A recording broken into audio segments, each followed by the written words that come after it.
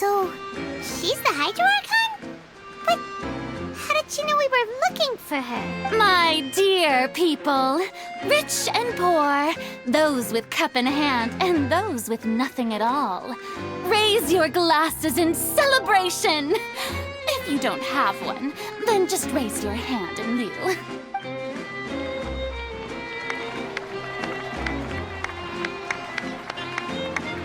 As you can all see, two unfamiliar travelers have arrived in our nation. Come, let us make a toast in honor of this traveler and her companion who have journeyed here from distant lands.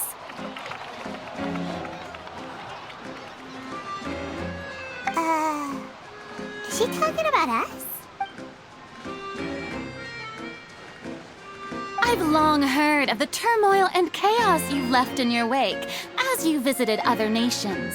But I welcome you nevertheless. No, I have come to receive you personally.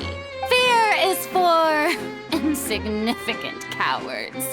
I am a god, and I will never entertain the notion of such meaningless wariness. You can be rest assured, I see clearly your sincerity. Of course, seeking an audience with me is the most sensible thing to do. It will allow you to truly behold my power and witness my authority. Intelligent people always gather under the correct banner. I, Focalor, hereby welcome you to the nation of Hydro and acknowledge the value and significance of your trip. Now, you may rejoice in this. Yeah, Paimon still can't believe it. Feels like we've only been here for a few minutes. But the Hydro Archon's entrance was, how should Paimon describe it? A little over the top? Miss Hydro Archon? How did you know we were coming? I see. As Outlanders, you inevitably lack even some of the most basic understanding. Don't forget that even the gods can be divided into the mediocre and the excellent. I suppose it's only natural for you to be awestruck by my abilities. You had best stop and consider. Do you really have the noble qualities and etiquette necessary to communicate with a god? All it takes is a flick of my finger for me to know everything about you. Whoa, talk about sounding high and mighty. Oh? What's with these looks? Perhaps the welcoming ceremony still isn't enough? What else should I say then? Is she waiting for us to start talking? Wow, I didn't expect to see Lady Furina here. What a surprise! Wait, does this mean they're the legendary blonde traveler? How did I not notice before? Hey, what's all the commotion? Oh, is that Lady Furina? Is there some kind of drama going on? Of course. That's the blonde traveler, the one all those stories are about. Lady Furina came here to personally see her. Oh, I bet this is going to be the duel of the century. Ooh, I've got to see this. I knew Lady Furina would never disappoint. Yes, but don't get too excited now. My dear believers and spectators alike tend to get quite rowdy, and despite the noise, I've come to tolerate all their ruckus. You may consider this my reward to all of you. I have determined that there will be an epic duel between myself and this traveler from another land, just as you were hoping to see. Now she wants to fight?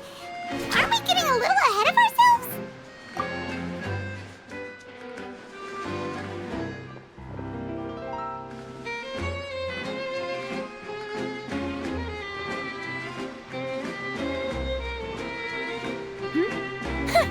Are you not afraid? Might I remind you that this is a duel against the divine? What are you trying to do, traveler? Provoking a god in front of her people? Stand down, Clorend. I admire her bravery. Few have the courage to draw their sword against a god. She is obviously a true warrior. Unfortunately, people nowadays only crave to be thrilled, and a mere duel will not slake their thirst for excitement. Huh. Yeah, she's right. Just a duel wouldn't be all that interesting. On Araneus, criminals are always requesting duels to defend their honor. I'm getting a bit old, to tell the truth. You see. Then, as the god of justice, I shall face this traveler in another kind of duel. A duel in court! All right! Now that'll be worth seeing! Right. This is Fontaine, after all. With such a grand opera house, it would be a pity not to use it. Why do you care so much about the crowd's reactions? Seems you've spent a little too much time in the opera house. Besides, how exactly do you plan to have a duel in court? You mean you're going to put us on trial? Oh, we have reason to put you on trial. It's obvious, isn't it? According to Fontaine law, no one is permitted to release any flying objects within Fontaine city limits during the first 3 days of each month. You are clearly guilty of violating this law, no? Oh, so that's what they've done wrong. That's our Lady Furina. No one knows the laws of Fontaine like she does. You call that obvious? What kind of law is that? Wait, flying object? You mean Paimon? Precisely! Now, if you two have no objections, then in the name of the Hydro Archon, I order your arrest. My apologies, Lady Furina. I don't mean to spoil the fun. But if you would allow me to interject, I don't think that Paimon here meets the definition of a flying object. You tell her, Lyney! Finally someone who's not crazy.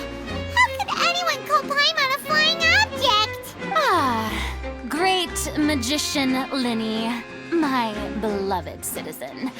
I'll permit you to object, but how exactly do you plan to prove your claim? As a magician who just rained on your parade, I naturally should shoulder the responsibility of saving the show. So, with such an audience gathered here, allow me to perform a trick for everyone.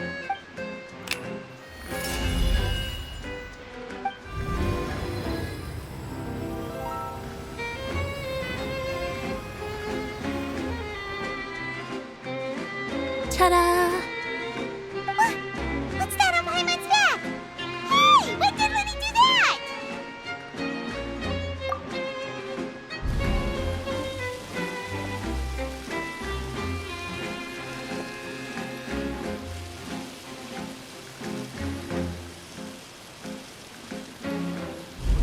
There. As you can all clearly see, Paimon should be classified as, well, something like a balloon. This rope has been in the traveler's hand all along. It was just that no one could see it before. Huh? You call that magic? You've got to be joking. I thought it was pretty good. Nice one. Huh. I'm not sure what to think.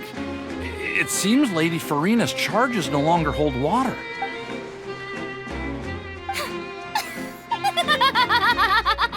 Amusing. Very amusing, Lyney. Just the sort of unexpected twist that I enjoy. With you here, today's performance can finally be called complete. Performance? You see all this as a performance? In which case, consider the matter of your trial resolved.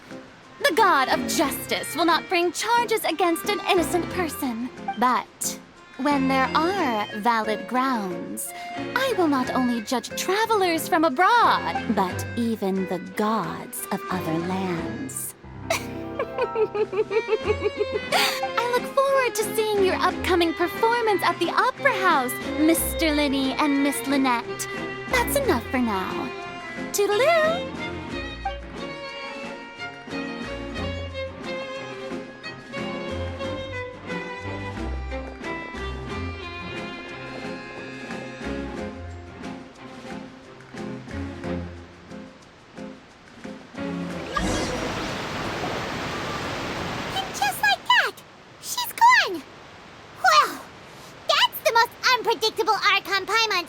ever seen. You never even had a chance to ask her anything. But that's a problem for future Paimon. That whole scene just now was really... Don't mention it. I just happened to remember that there was such a law, so I did a little preparation, just in case. I didn't think it would actually come in handy.